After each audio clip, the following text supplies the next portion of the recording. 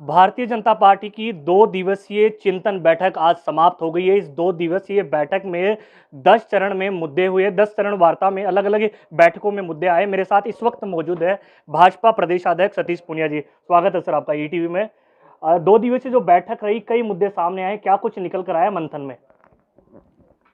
देखिए, लोगों के लिए आश्चर्य होगा, जिज्ञासा होगी, उत्सुकता होगी, लेकिन चिंतन हमारे कामकाज की परंपरा का हिस्सा है।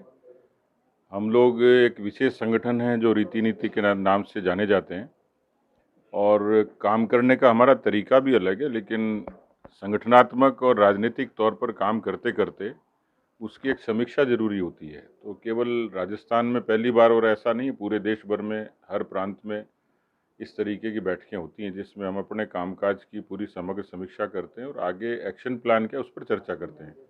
तो 2 दिन हमारे पार्टी के सभी ऐसे प्रमुख लोग थे, कोर कमेटी, प्रदेश के महामंत्री, संभागों के प्रभारी, ये तमाम लोग थे जिन पे हमने समग्रता से चर्चा की। खास तौर पर पार्टी का संगठन सशक्त बने, सर्वस्पर्शी बने, ये भावना तो थी, लेकिन मिशन 2023 इसके लिए अभी से हम लोग मानसिक और व्यवहारिक तौर पर तैयार हैं, इसकी भी चर्चा की। इस बैठक में क्या कुछ निकल कर आया? किस तरह से भाजपा को जमीनी स्तर तक ले जाना है? कांग्रेस सरकार की नीतियों को कैसे बताना है? क्या कुछ विरोध करना है? क्या रहा? देखिए, बीजेपी जनसंघ और बीजेपी किसी समय कैडर की पार्टी थी, आज मासेस की पार्टी है। कैडर भी है और मास भी है।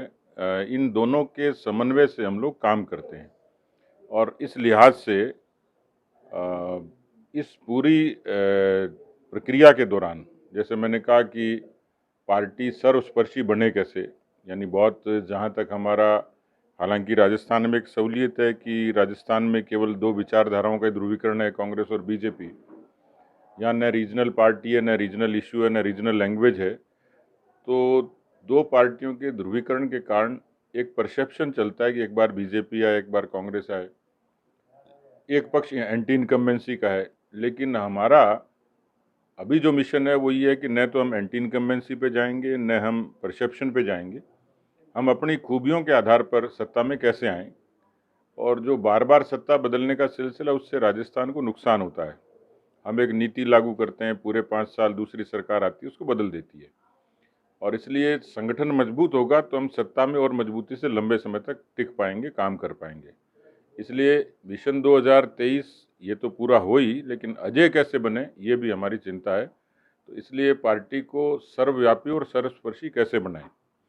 सामाजिक और भौगोलिक रूप से ऐसे बहुत सारे क्षेत्र हैं जहां पर हमें अपनी राजनीतिक तौर पर उपस्थिति दर्ज करानी है। दूसरा, प्रधानमंत्री मोदी जी ने जितनी लोक कल्याणकारी नीतियां लागू की, उसमें बहुत सारे ऐसे तबके हैं, बहुत सारे ऐसे क्षेत्र हैं जहां पर हमारे कार्यकर्ताओं को, उनको राजनीतिक तौर पर उसके दरवाजे पर और उसको प्रेरित करना है। आज मान लीजिए उज्ज्वला है, आयुष्मान है, आवास है, जनधन है, ये तमाम ऐसी चीज़ें जो 70 सालों की राजनीति में 50 साल सत्ता करने के बाद कांग्रेस नहीं कर पाई। उनको राजनीतिक तौर पर कार्यकर्ता दरवाजे तक कैसे पहुंचाए, उसको वोट में कैसे तब्दील करे, क्योंकि कांग्रेस ने सिर्फ वोट बैंक की राजनीति की और हमने विकास की, सुशासन की राजनीति की है। इसलिए इस कुल मिलाकर जब ऐसी बैठकें होती हैं तो उसका एजेंडा कॉमन होता है। तीसरी बात यह है कि राजस्थान की सरकार में 2.5 साल में बहुत सारे ऐसे मुद्दे हैं कि जिसके आधार पर इस सरकार को, जो मैंने कहा कि एंटी इनकम्बेंसी है, नेचुरल है, स्वाभाविक है, लेकिन विपक्ष के नाते, जैसे हमने सदन में इस बार 5 दिन का सदन था, लेकिन सरकार को बैकफुट पर आने पर मजबूर किया।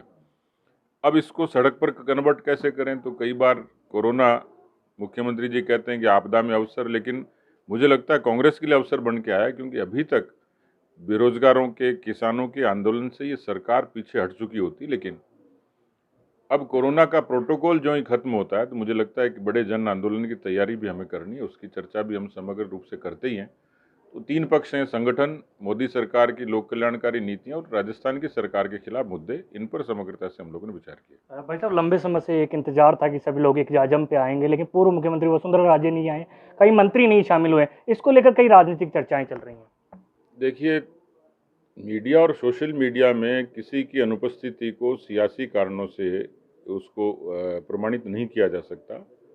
जो नहीं आए उनमें 3 प्रमुख लोग थे और तीनों की व्यक्तिगत और पारिवारिक कारण थे, और इसलिए उनकी अनुपस्थिति को राजनीतिक कारणों से जोड़ना या पार्टी की किसी भी विभेद से जोड़ना मुझे लगता है उचित नहीं है, क्योंकि अब एक एक करके तीनों की बात करेंगे तो उनका अपने अपने कारण हैं। भूपेंद्र यादव जी आने थे, वो मणिपुर के प्रभारी बने हैं। गजेंद्र सिंह जी की माता जी अस्वस्थ हैं, वसुंधरा जी की पुत्रवधू अस्वस्थ हैं, तो केवल उनकी अनुपस्थिति कोई सियासी कारण नहीं।